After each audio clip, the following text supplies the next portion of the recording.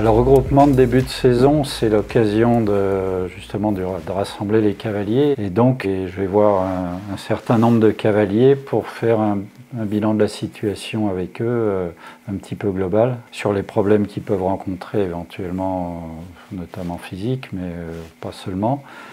Sur leur niveau de préparation, voilà, les difficultés qu'ils ont pu rencontrer depuis la saison précédente. Voilà, l'idée étant de désamorcer des problématiques pas résolues qui pourraient entraver la saison, et puis d'essayer de trouver des éléments d'optimisation pour la préparation de l'échéance de l'année. Chaque bilan dure une petite heure effectivement, avec un temps d'interrogatoire qui est important.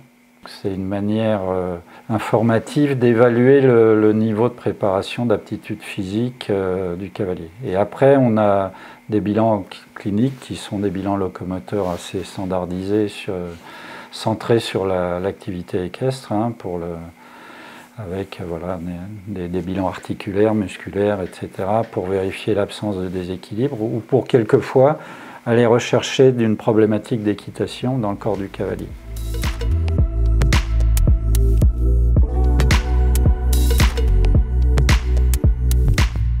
Pour moi, tous les ans, il y a une échéance importante, que ce soit les championnats d'Europe, les championnats du monde, les Jeux olympiques. Aujourd'hui, il n'y a pas de point de contact numéro 2, numéro 3, etc. qui est défini clairement pour l'échéance de Tokyo. Par contre, en arrivant à la shortlist, quand on va arriver vers l'été, là, il va y avoir un nouveau point.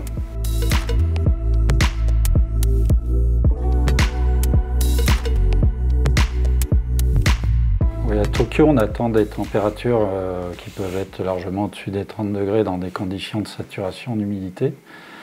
Ce qui fait que ça induit des difficultés de thermorégulation puisque l'évaporation cutanée se fait très mal à cause de l'humidité.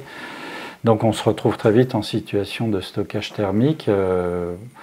Chez les cavaliers, rarement au point de provoquer une réelle détresse, mais par contre ça peut créer un inconfort et une perte de lucidité de performance. Donc il y a des moyens de préparation pour ça. Il y a d'abord d'être fit, c'est-à-dire qu'il faut éviter les surcharges de graisse sous la peau qui pourraient limiter la dissipation de la chaleur. Et enfin, il y a des protocoles d'adaptation qui peuvent être faits de manière spécifique à la chaleur, c'est-à-dire se mettre en condition de chaleur humide pour réaliser une partie de l'entraînement.